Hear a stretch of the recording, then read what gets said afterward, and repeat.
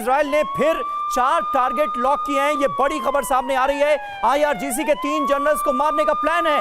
IRGC के navy chief Israel के निशाने पर हैं। आईआरजीसी ग्राउंड फोर्स के कमांडर को मारने की जा रही है तैयारी। बसीज फोर्स के कमांडर भी निशाने पर हैं। ये बड़ी खबर सामने आ रही है। इजराइल ने वैसे भी देखा जाए तो जो सैन्य टॉप लीडरशिप है उसका एक तरह से कर दिया है खात्मा, और अब बड़ी जानकारी सामने आ रही है। बसीज फोर्स के कमांडर भी इजराइल के निशाने पर हैं। ये जानकारी आ रही है।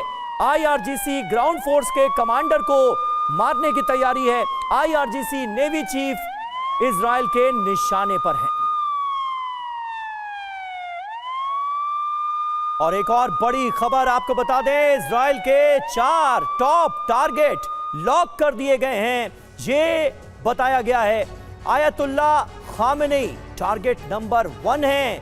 UEM Jaipur is a perfect target for prospective students aspiring for good jobs, good education with future-ready skills. ये बताया जा रहा है ईरान के सुप्रीम लीडर निशाने पर हैं इजराइल के। इसके बाद बचा क्या? Major general Mohammad Pakpour target number 2 इन्हें बताया जा रहा है। आईआरजीसी के ग्राउंड फोर्स के ये कमांडर हैं। कॉमोडोर अली रजा तांगसिरी ये टारगेट नंबर 3 है। आईआरजीसी के ये नेवी चीफ हैं और ये इजराइल के रडार पर बताए जा रहे हैं। इसके अलावा गुलाम रजा सुलेमानी टारगेट नंबर 4 है। आईआरजीसी के बसीज फोर्स के ये कमांडर हैं और इन्हें भी एलिमिनेट करने की हर मुमकिन कोशिश इस वक्त इजराइल करता हुआ नजर आ रहा है। इजराइल का असल मोटिव क्या है? ओपी तिवारी जी, ये जरा हमें समझाइए, क्योंकि हमास के हमले के बाद सबसे बड़ा मोटिव तो बंधकों को छुड़वाना था, हमास का समूल नाश करना था, लेकिन अब तो बात पहुंच गई ईरान में सत्ता परिवर्तन तक। समीर, नेतन्याहू अपने आप को बहुत ही ओवर एस्टिमेट कर रहे थे और जो इनकी शाह की शासन थी तो उसकी उम्मीद में थे कि हो सकता है कि लोग उनके पक्ष में सड़क पर आए और कुछ प्रभाव पड़े कम पड़े।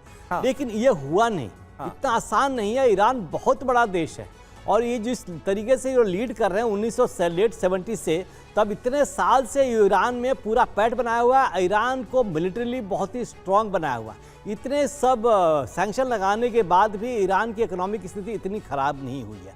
अभी जिस तरह से आर्मी चीफ, नेवल चीफ और एयरफोर्स चीफ को टारगेट करने की कोशिश कर रहे हैं, नेतन्याहू को ये समझना चाहिए कि ये तो आर्मी, नेवी, एयरफोर्स के चीफ है। एक चीफ हट भी गया है तो भी ऑर्गेनाइजेशन स्टैब्लिश है, हायरार्की स्टैब्लिश है, कोई फर्क नहीं पड़ेगा। कोई टेरर ऑर्गेनाइजेशन नहीं है कि उसको टॉप को मार दिया तो कुछ दिन के लिए फर्क पड़ेगा। नेतन्याहू को ये छोटा सा एरिया था Gaza strip, 40 kilometre by 10 kilometre, इसको कंट्रोल करने में इनको 1.5 साल लग गए हैं। अपने आप को इतना ओवर, इन्होंने कभी उम्मीद नहीं की थी कि प्रॉमिस 3 ऑपरेशन जो ईरान लॉन्च करेगा ये इस बड़े स्केल पर करेगा, बिकॉज ईरान ने भी काफ़ी रिस्ट्रेंट दिखाया। पहला जो 1 अप्रैल 2024 में, फिर अक्टूबर 2024 में जिस तरीके से रिएक्ट किया था, उतने बड़े नंबर के मिसाइल लॉन्च नहीं किए थे। अभी जैसे एयर डिफेंस, इजराइल को अपने पास एयर डिफेंस पर घमंड था, लेकिन ये एयर डिफेंस पुराने जमाने के थे जब यूएवीज और ड्रोन्स नहीं थे। कुछ मिसाइल्स आती थी, कुछ जहाज आती थी, उनको डिस्ट्रॉय किया जा सकता था। हाँ। अभी ड्रोन्स को काउंटर करने के लिए एयर डिफेंस एक सस्ता डेवलप करना पड़ेगा, काउंटर कर सकते हैं। अदरवाइज इनके जितने मिसाइल्स एयर डिफेंस सिस्टम है वो डिस्ट्रॉय हो जाएंगी और उसके बाद ईरान अपने इनके जब एयर बेसेज है जिसको टारगेट करने की कोशिश कर रहा है, जहां उनके F-35 है, F-16 है, F-15 है, उनको डिस्ट्रॉय कर देगा, तब इजराइल फिर किसी तरीके से अटैक करने में सक्षम नहीं होगा। न्यूक्लियर पे स्ट्राइक करके हो सकता है एक वर्ल्ड ओपिनियन बनाने के पक्ष में होंगे कि जिसलिए विश्व परेशान था उसको मैं डिस्ट्रॉय कर ले रहा हूँ, लेकिन ये डिस्ट्रक्शन इतना आसान नहीं है समीर। इन्होंने, ईरान ने अच्छी तैयारी की थी।